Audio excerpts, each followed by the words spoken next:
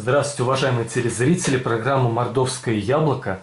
И перед нами Евгений Владимирович Четвергов, Нуянь Ведяс, писатель, ученый, общественный деятель. У нас программа посвящена сторонникам Российской Объединенной Демократической партии «Яблоко». И вот я с радостью недавно узнал, что Евгений Владимирович Четвергов тоже поддерживает эту партию и считает ее наилучшей из тех, которые сейчас у нас есть на российском политическом поле. А вот с чего вот началась ваша, как сказать, симпатия к этой партии? Ну, познакомился с этой партией в бытность, когда возглавлял Явлинский эту партию. Она отличалась от других партий программой своей, ну, скажем, от КПРФ, от Жириновского ЛДПР отличалась. Но меня заинтересовало и несколько даже задело выступление Рыбакова, нынешнего председателя партии, или секретаря называется, на передаче «Время покажет». Я был удивлен, как к нему с прохладой относятся участники этой программы. Не давали ему слова до конца, ему перебивали без конца. И я понял, что он не из этой партии, в кавычках, он не из этого гнезда. Вот поэтому-то, и тем более все-таки я чуть-чуть знаком с программой этой партии, что не пренебрегаются они проблемами национальной политики, не пренебрегаются они проблемами национальной жизни малых народов, и это, естественно, меня заинтересовало. И придя в будущем на выборы, естественно, я буду давать голос за партию «Яблоко». Какая-никакая все-таки будет надежда, что мы спасем наши языки. Вот такое мнение о партии «Яблоко». Сегодня мы посвятим нашу программу вашей встрече спустя, по сути, 3 десятилетия с Дмитрием Тимофеевичем Надькиным, интервью, с которым мы посмотрим по телевидению. Это интервью обнаружил, опубликовал историк Сергей Владимирович Голованов. Интервью, которое университетский телеканал в феврале 90-го года брал у Надькина и Дмитрия Васильевича Цыганкина, тоже филолога, общественного деятеля. И вначале мы сейчас будем смотреть, вы будете комментировать. А вы вообще как познакомились с Дмитрием Тимофеевичем впервые? Услышали его голос? Это было удивительное время. Я тогда отдыхал на биостанции университета. Это там за Симкиным, эта станция. 2 недели там отдыхала. Вот в одно время меня часы остановились, и мне надо было уточнить, сколько времени. А там, кроме меня, никого не было в лесу, я один. Прерву вас. Я хочу зрителям нашим сказать, что Евгений Владимирович кандидат сельскохозяйственных наук, и вы, как ученый, часто бывали и на природе, и это для вас как бы поле, область научных исследований и применения ваших научных знаний. Это да. Но дело я продолжу. Я не сторонник смотреть на экран телевизора, но в связи с тем, что у меня часы остановились, надо время восстановить, я вошел в комнату, где находился телевизор. Включил. На экране появилась фигура мужчины с такой пышной шевелюрой, но удивило меня не это, а как он говорил чисто на эрзянском языке. Я был буквально поражен чистотой звучания его голоса, его слова и чистотой лексики эрзянского языка. Там внизу была сноска: доктор наук Дмитрий Тимофеевич Надькин. Вот так я в лесу, далеко-далеко от Саранска, впервые познакомился с Дмитрием Тимофеевичем Надькиным.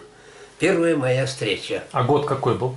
Год, естественно, был 95-й, по-моему. Вышла тогда моя книга. Ну, не 95-й. Если Мастарава организовалась в 89 году, значит 80 какой? 85-й? Не знаю, я пишу о том, что тогда у меня вышла книжка «Сиреневая луна» Ага. по итогам такого это гостеприимства. И когда я встречался с Надькиным. Но это было, наверное, да, это не в 95-м году. Нет, это что-нибудь 89-е годы, наверное. 89-е годы. Дело было летом, наверное, 89-й. Ну, в то время примерно. Не имеет значения особо. Так. И как ваши пути с ним сошлись? Потом уже лично? А потом следующий этап. Это первое знакомство, заочное знакомство. А потом состоялось заседание оргкомитета общества Мастуравы в кабинете Челисимы журнала. И вот тогда я вошел, с левой стороны от меня сидел этот мужчина. Как раз Дмитрий Тимофеевич Надькин. Ну, тогда, естественно, я и не подозревал, что он будет возглавлять Мастураву, будет организатором, но это была просто вторая наша встреча. Встреча единомышленников по организации общества Мастурава. Вот это вторая встреча. А вот известно, что есть, и в том числе в программе будут упоминаться несколько организаций. И вот вы не могли бы нам рассказать, в чем их отличие Мастарава, Вельмима и Вайгель, и как их пересечение, в чем их различие? Ну, примерно могу сказать, Вельмима – это первоначальное название Мастуравы. Что-то не понравилось, ее изменили. И, по-моему, предложил эту идею назвать Мастуравой Шаронов, автор эпоса Мастурава. Не автор, а создатель Мастуравы. А что касается вторая передача, вторая организация – Вельмима и Вайгель. Голос. Вайгель – это создатель, по-моему, Дмитрий Васильевич Цыганкин. Он тогда сказал, что мы не будем вмешиваться в дела Мастуравы, мы создаем свою научную лингвистическую организацию общественную Вайгель. И на этом наши пути разошлись. Они не принимали участие в создании Мастуравы, только когда съезд потом проходил, там Дмитрий Васильевич активно принимал участие в создании документов, программ, устава и прочее, прочее. Вот так вот дело было. А вот насколько верны слухи или вот статьи, такие исторические, говорящие о том, что вот Дмитрий Тимофеевич, он в Мастараве был как бы таким публичным лидером, лицом организации, оратором, ну и, может, идеологом, а вот незаметное теневое организаторское качество, вот часть и финансовое обеспечение организации, вот такая незаметная, но тяжелая работа, за нее отвечали вы. Ну, полностью так сказать нельзя. Все это делали мы коллективно, но это в какой-то степени правильно, что все-таки Дмитрий Тимофеевич был таким, ну, духовным лидером этой организации.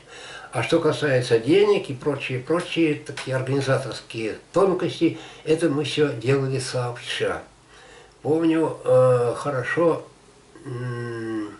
как мы ходили за деньгами председателю правительства, тогда был Учайкин? Учайкину. Ну, до сих пор я помню широкие плечи, темно-синий костюм, галстук и такое официальное лицо. Говорил только лишь на русском языке.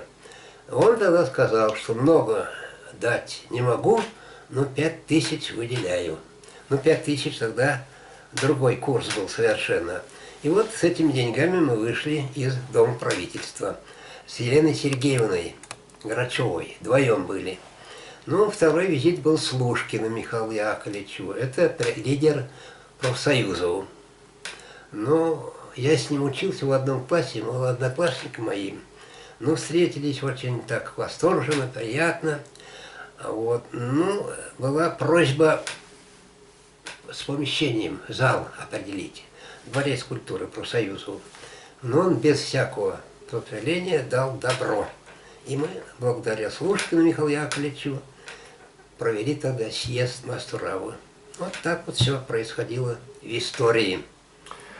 А еще насчет слухов и истории. Вот известно, что, допустим, в тот же момент, как вы занимались активно самоорганизацией движения мордовского и Родиано-Макшанского движения национального возрождения, еще и демократические силы тоже самоорганизовывались, и Гуслянников Василий Дмитриевич в том числе. И тогда, когда он был, как сказать, огласил информацию о коррумпированности руководства мордовской вот и партии обкома, и правительства, и всего руководства, то на него совершили покушение, и его чуть ли не убили, он весь перебинтованный, поломанные его руки, есть фотографии этого. И в том числе, вот, если я не ошибаюсь, Учайкин, один из организаторов, ну, как бы, насколько я знаю. Но потом, в 1992 году, тоже слухи были, что, и, возможно, и Надькина Дмитрия Тимофеевича тоже убили. Это слухи или это правда? Ну, слухи понятно. Правда, кто скажет. Но догадываться, все-таки, я думаю, проще простого, что ушел человек не своей смертью. Я с ним хорошо и тесно знаком. Он болел диабетом. Пошли в студенческую столовую, дали ему стакан чаю, сладкого чая. Он сказал, что только без сахара. Вот. И здоровый человек, с ним я сидел и за столом, в общем, здоровый, нормальный человек. И вдруг вот такой вот сердечная недостаточность, как называется эта болезнь? Недостаточность, да. Недостаточность, да. И вдруг это... И к тому же я сам не слушал, Мусалев все говорил. В этот год убрали еще несколько человек. Гамсахурдия, лидер национального движения в Грузии. Да, тоже да, убили его. Несколько человек. Ну и потом это, по-моему, в моде у силовиков России. Что он первый, что ли? Ну, того же убили в Германии Степана Бандеру, убили этого Троцкого, убили бывшего президента Украины в Париже. Выскочил из фамилии. Хотели отравить этого Ющенко, да, имеете в виду? Это нет, это 20-е годы. Как Семен... Шухевич? Нет, это 20-е годы прошлого столетия. Ну, короче говоря, это не ново. И если так, да, убили в этом еще чеченского лидера. Дудаева. Нет, не Дудаева, Масхадова. за границей убили. Как же его фамилия? То есть эта фамилия не удерживается. Масхадова? А? Масхадова? Нет, это нет. За рубежом убили его. Ага. Подорвали, мину подложили в машину и подорвали его. Яндарбиева. Яндарбиев, да. Вот. Так что это все может быть. И тем более, даже вот мы уже в 2000-е годы видим вот боевые химические вот средства, когда человек умирает быстро с симптомами сердечной недостаточности и другими как бы естественными. Поэтому мы разрабатывали это химическое оружие для терактов по отношению там, к врагам народа, условно. Вот это, да. Но, насколько помню, Бандеру убили синильной кислотой. Оказывается, там в пистолет вкладывалась ампула. Да. Стреляли и попадало, и человеку... Ну, синильная кислота это в то время очень сильной была. Ядовитым сильным веществом. Ну, об этом, ладно, не будем. С 86-го года по 99-й год газету «Эрзень Правда» возглавлял Виктор Иванович Чемайкин. Именно с этого начинается программа. А вы знакомы с этим человеком? Ну, разумеется. Он учился у меня. Был студентом. Я даже помню, где он сидел в последнем ряду там. Все. Виктор Иванович. Да. Вот, начинаем смотреть. Да, пожалуйста. Все взгляды сюда. Евгений Владимирович будет прерывать, комментировать, и мы будем слушать его воспоминания. Начинаем.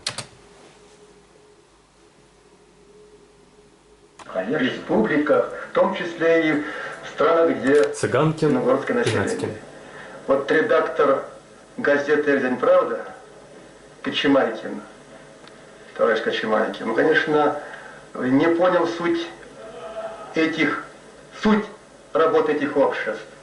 И, к сожалению, когда он написал свою статью, он даже не соизволил поговорить и не со мной, и со мной. И статья вышла такая, как будто Мастерава и Вайгель делят, так сказать, Сфера влияния, да. сфера влияния. Что вроде как лебедь, рак, Да. щука. Вот Ничего такого нет. Вот я всегда объяснил, что Вайгель это общество ревнителей, любителей родного слова. Даже если он не филолог, но любит родной язык, у нас такие вот получаем письма не только из районов наших, из периферийных, с Мордовии территории. Он работает инженером, вот интересуется родным языком, родной литературой. И пишет нам, просит, как вот, вступить в это общество, как общество может помочь ему дальше вот, знакомство с мордовской литературой. Он хочет помочь обществу, у него есть материал, у него есть ресурсы какие-то материальные. Это февраль 90-го года. Да. Университетский телеканал. Пока нечего комментировать, дальше смотрим. Давай дальше. Он хочет помочь, как он это может сделать. Ведь любовь, так сказать, у человека может быть вот такая вот особая любовь к слову. Я думаю, предложил бы Кочемайкину, товарищ Кочемайкину, превысил ему самому Вступить. Познакомиться вплотную с этими вот такими организациями и вступить и через газету вести соответствующую работу. Ведь вы понимаете, какое дело? Вот наши программы, наш устав, наша программа пока не напечатана. Вот вы говорите, почему вот о вас вот так говорят, о нас, об этом обществе так говорят. Что угодно могут сказать, потому что не знают. Не знаю, да. Листовки не будешь расклеивать по столбам, скажут, что-то расклеивают. Вроде у нас это не принято. Так? И потом очень много надо на руках все это печатать. Это надо газетам напечатать. Нет, не печатать. Что? Да. Но время было, видимо, такое, что два профессора до того наивны. Газета-то чья была? Кичемайкинская или еще там кого-то? Конечно, это не Кичемайкина газета. И он там не был редактором. Обком партии, да? Тогда еще Компартия была. Ну, Компартия, ну, власти. Обком имеется в виду, областной Обкома, комитет. да. Это газета власти была. Газета, я все говорю, Москвы. Но не не Кичемайкина. И Кичемайкин писал, говорил то, что ему говорил потолок. Все однозначно. И ждать публикации этой газете от имени Мастуравы, от имени общественных организаций, это был предел наивности. Но никуда не денешься. Всему свое время. Мы тоже в свое время верили в какой-то степени в союз общества и власти. Увы, этот союз не состоялся. У общества свои цели, у власти свои. Продолжим. Продолжим. И поэтому вы вот долгое время возглавляли общественную газету «Эрзин Мастер», потому что понимали, что нужна своя газета для доставки своих взглядов до общества, минуя с власти. Правильно, правильно. Ага. Еще до этого, наверное, я помню, большое собрание было в кинотеатре «Октябрь», тогда «Октябрь» кинотеатр. И там что-то разбирали и газету «Эрзень Правду». И помню, Кемайкина тогда сказала, что эта газета нужна только лишь завертывать селедку. И больше она никому не нужна, эта газета. Это действительно так. Она как была, так и сегодня. Там и не пахнет эрзянией.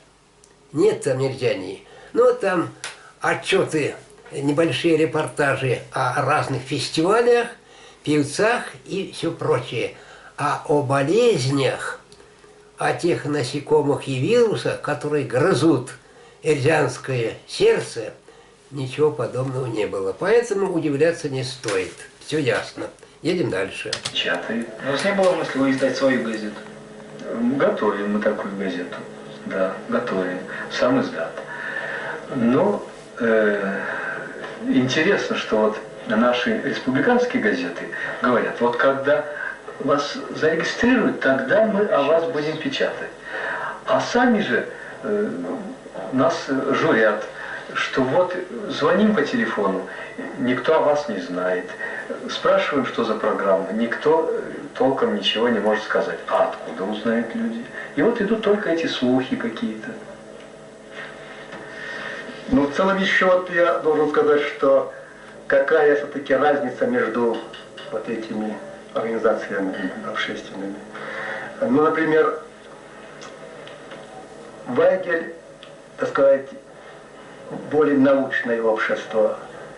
И как научное общество может избирать почетными членами в это общество представителей, вот, кто внес вклад в развитие мордовских языков, мордовской литературы, мордовской культуры из других стран, с Финляндии, с Венгрии, с ФРГ, где изучаются вопросы мордовские. В частности, вот, как, например, меня избрали членом корреспондента финского общества.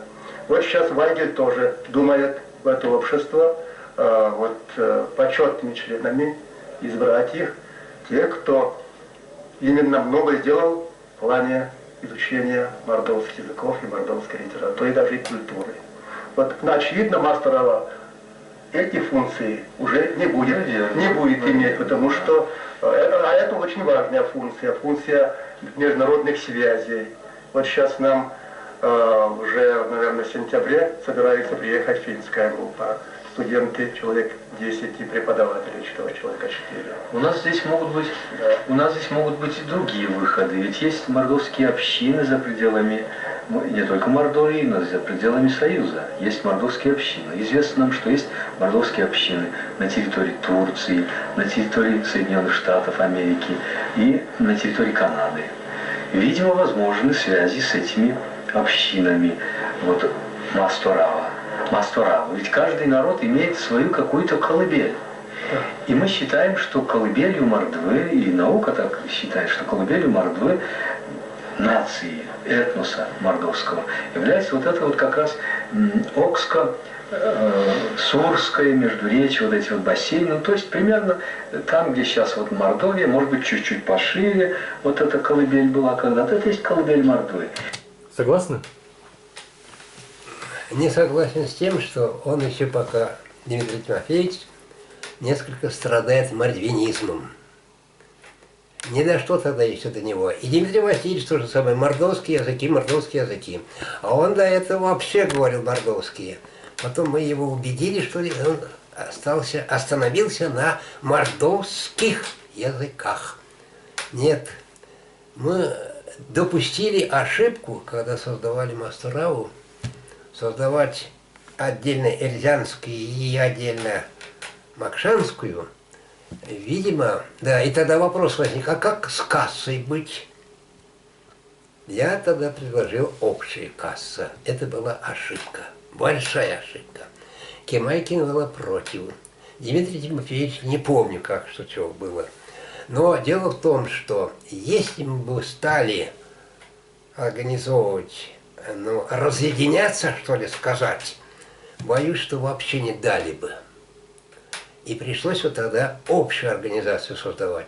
Хотя вот читая протоколы, разбирая их для архива, я убедился, там доля Макшан в работе, это буквально небольшие доли, совсем мало инициатив, работ, задач, конкретных дел. И, кстати, и поступление денег.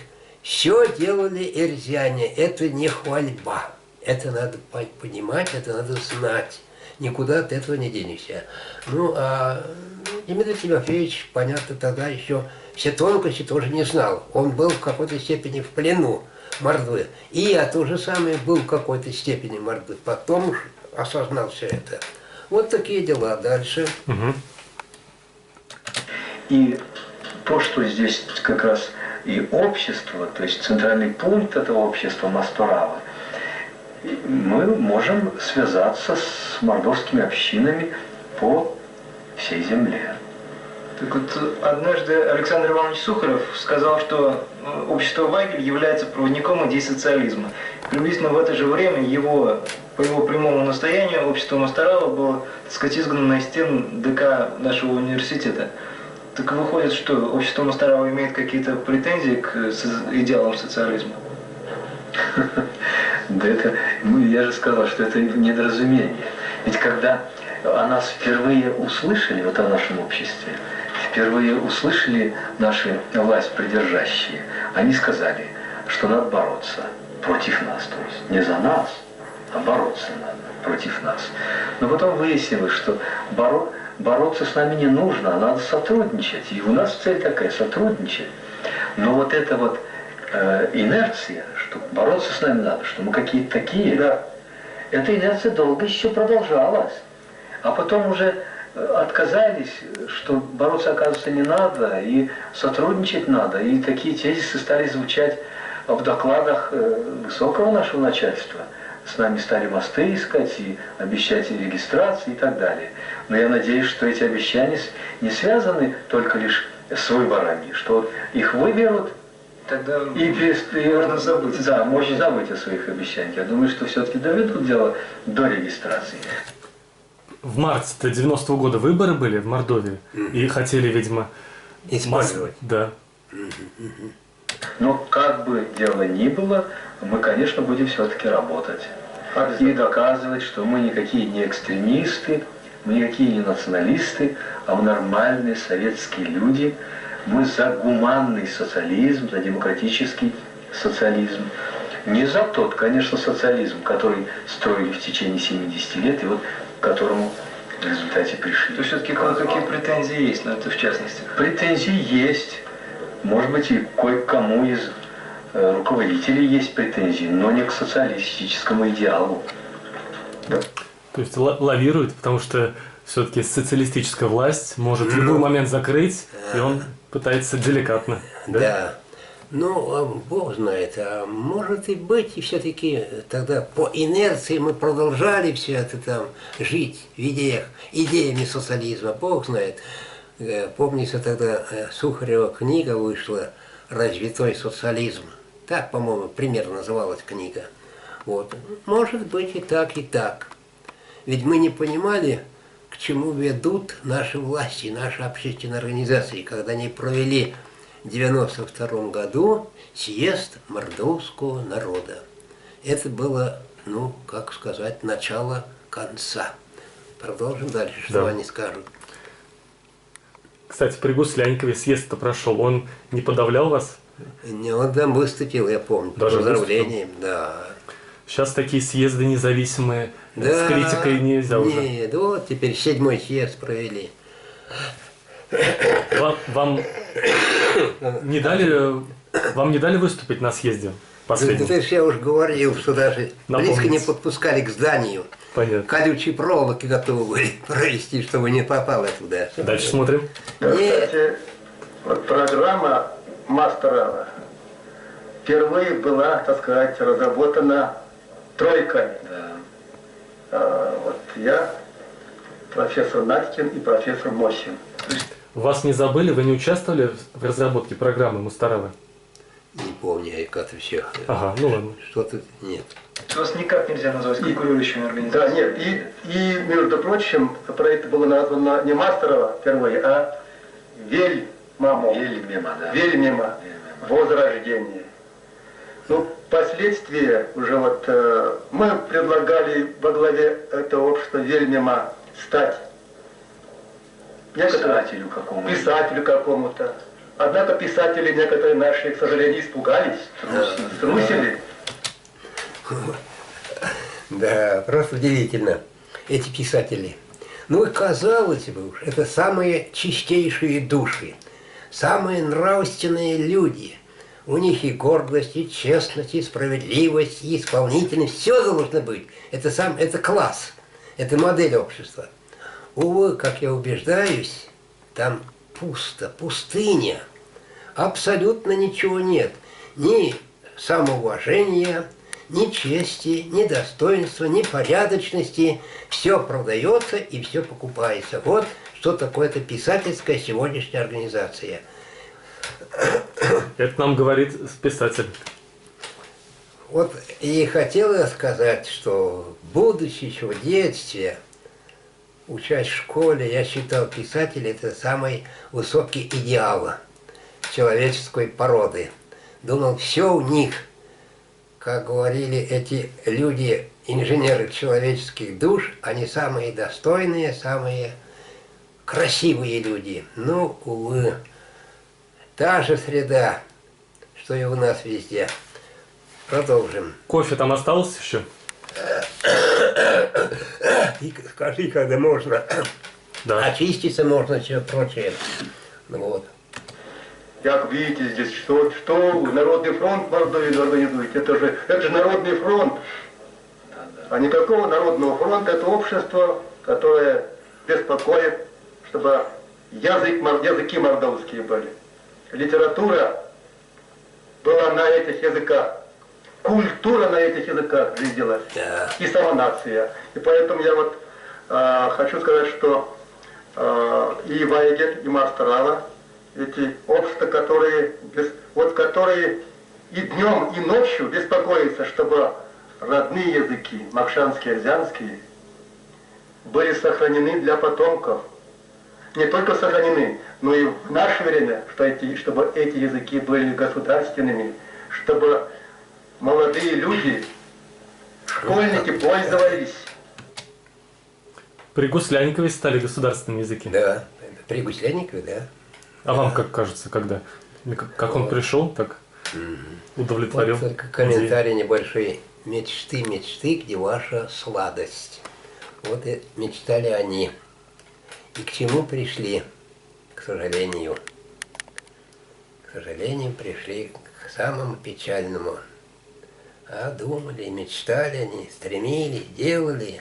А вот нет, не получилось. А потеря Дмитрия Тимофеевича сказалась, да, на Ну, успешности? естественно, конечно. Он был... Его выступление в 92 году на съезде мордовского народа, это было не только выступление, а такое художественное выступление. Настолько было красивым и в то же время актуальным это выступление, что и сегодня читаешь с удовольствием. Давайте послушаем 2 минуты как раз вот это выступление. Аудиозапись. Да, давайте.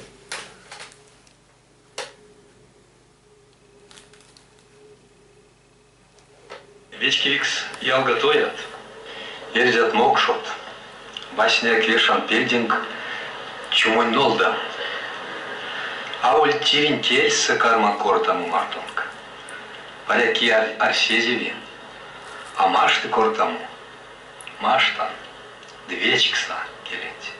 И весь стака кевстематне, тапаревой сюлматне, юксневить, ему явить валт, сынст юкснемга. Пеля начать хоть самись. А чай хоть самись пальчик допрок мог шутни.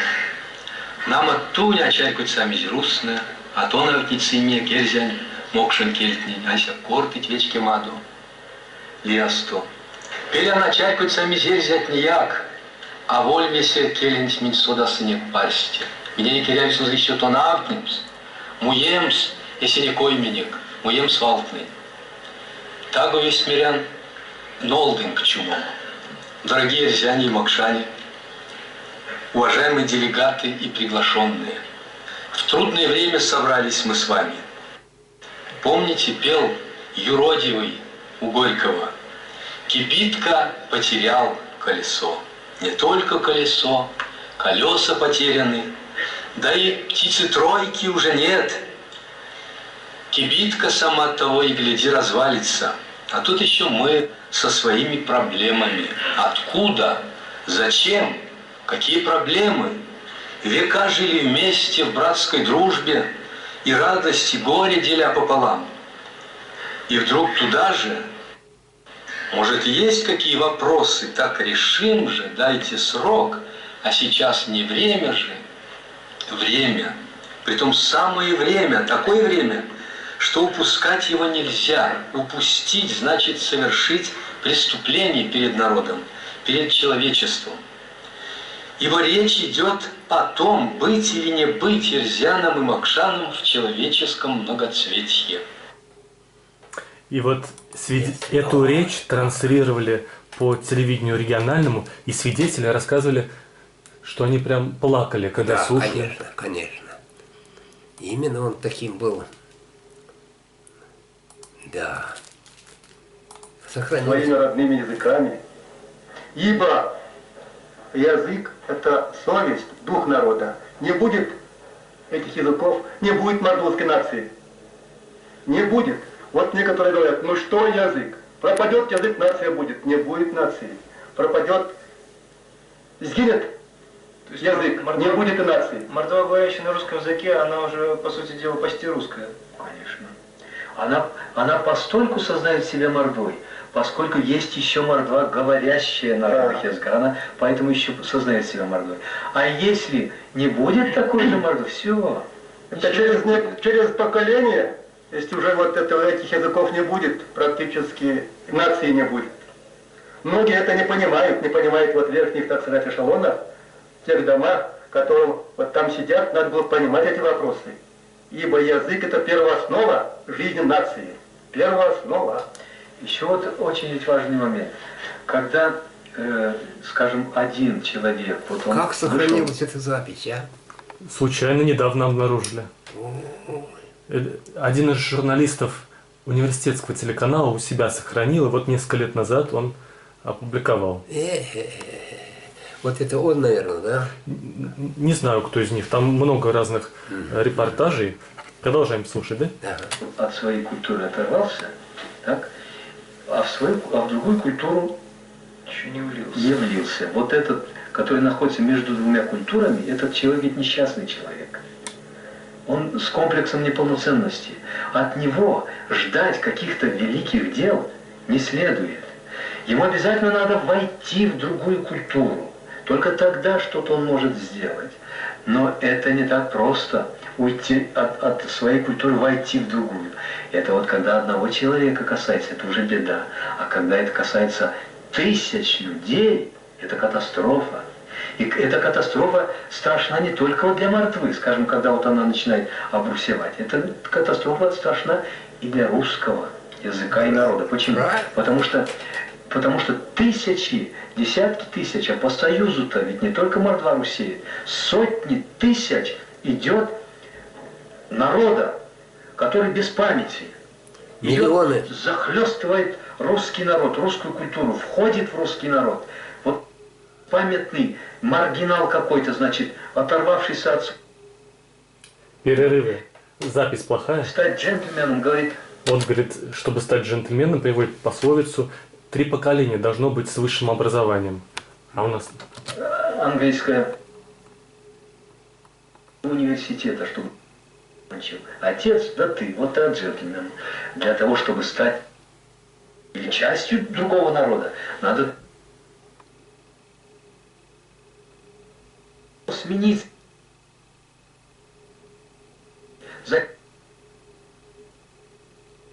Большие.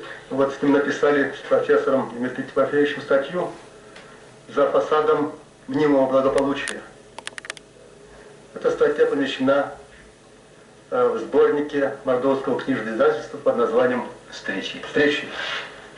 Встречи. Вот в этой статье мы так ставим вопрос: ну куда же наша мордовская школа идет? Если в мордовской школе не будет ребенок учить свой родной язык и обучаться на этом языке, то нация, народ придет к плачевным итогам, плачевным результатам. Ну, наверное... К сожалению, вот сейчас платформа КПСС по национальному вопросу значительно, конечно, улучшает положение, и уже какие-то сдвиги в национальных школах есть. А какие сдвиги? Беспокойство самих учителей, руководство школ, руководство Министерства нашего вот, народного образования. Карпов много делает, Да. Иван Иванович. Это очень важно. Это очень важно, потому что когда есть интерес, когда есть беспокойство, может и дело сдвинется с места. Ну да. А через эти проблемы ведь прошли многие народы в прошлом. И воспрянули, так сказать. Вот я недавно читал, Дмитрий Васильевич, эстонский журнал, и там «Радуга», журнал «Радуга», и там статьи прошлого века, конца прошлого века. И вот точно наши проблемы. Шло онемечивание эстонцев, и русификации, значит, два процесса. Ну, страшнее у них тогда процесс был онемечивания, потому что и церковь здесь, вот. И, значит, вот эти два процесса, онемечивание и русификация, и появлялись вот такие же полунемцы. Полунемцы. Это эстонцы, которые оторвались от своей культуры, а в немецкую культуру не вошли. Вот у нас сейчас таких полурусских среди мордвы, а мордва их называют сёксень-руст. Сёксень-руст – это осенние русские. Это вот те русские, которые, та мордва, которая, значит, осенью урожай собрали. Богатый он. Почему осенний? Богатый он теперь богатый, он русский. А весна придет, опять надо будет где-то хлеб добывать, он опять моржиного становится. Вот такой осенний русский. Так вот у нас этих вот осенних русских, полурусских, с комплексом, много, конечно. Это проблема нашего народа. Ну, наверное, последнее. Как записаться в ваше общество? В ваше общество? Наше общество, давайте с меня начнем. Очень просто. Каждую среду нас вот Дворец профсоюзов не выгоняет. Мы там заседаем с 5:30 и до 6. Значит, вот на эти всякие такие вопросы, кто вступает, кто за консультацией пришел, а с 6 часов, ну, идут уже более такие официальные там разговоры, дела решаем и так далее. В каждую среду. А в какой комнате? А там на втором этаже, где написано кинозал. Представляете, да? Где написано кинозал на втором этаже, по правой стороне 4-я дверь, я не помню номер аудитории, 4-я дверь. 22 или 23. Вот где-то там, да. Пожалуйста, приходите. А как можно записаться в общество Вайгеля? Я думаю, что вот сегодня мы... Что-то хотели сказать? Да не надо, не все. Осталась там минута. Какую-то ясность вот в эту проблему, почему у нас два общества, мы внесли. И я бы хотел вот обратиться и к студентам университета, преподавателям, вот все-таки не пренебрегать этими обществами, и ваша помощь была полезной в работе этих обществ. Вайгель приглашает вас записаться в это общество, работать. Общество, центр этого общества находится кафедра мордовских языков, 10-й корпус, 4-й этаж. Там мы обычно проводим правление, мы не собираем полностью, а собираем правление каждый месяц раз, в конце каждого месяца. Вот у нас в конце марта было заседание. Мы там приняли одно важное письмо, обращение председателю Верховного Совета Мордовской ССР по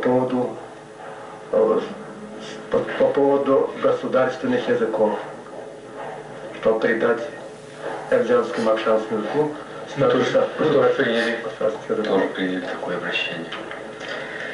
Хорошо, спасибо большое за беседу. Ну, пожалуйста. Да, спасибо. Пожалуйста, Дима. До свидания. Да. Февраль 90-го года. 90-го года. Вот, я вот не помню, какого числа, в апреле, по-моему, 90-го года зарегистрировали на общество наше. Да, Да, в Мастарово. да. Это была целая эпопея. Власти сопротивлялись. Мы написали письмо, собственно, я написал, и подписали 40 самых крупных деятелей культуры Мордовии, начиная с Марьи Николаевны и кончая всеми. Как надо было отправить это письмо? По почте нельзя. С нарочным. Ехал туда один товарищ нас. Вот, и с ним мы отправили это письмо. Видимо, все-таки откликнулись там, в Москве, и дали команду здесь уже. И здесь зарегистрировали. Да. Но не... А сейчас бы вас за такое письмо поувольняли бы? Нет, сейчас они научились по-другому поступать. Спускать все на тормозах, так, прикрыть все потихоньку, чтобы не вступать. Вот как правильно подсказал, с клеветниками не надо слишком связываться, но все-таки я делаю свое дело. Ну ладно, Ну хорошо. что, завершаем Да. эту программу. Посмотрели мы, вспомнили вот то время. Спасибо большое, прерываемся. Да.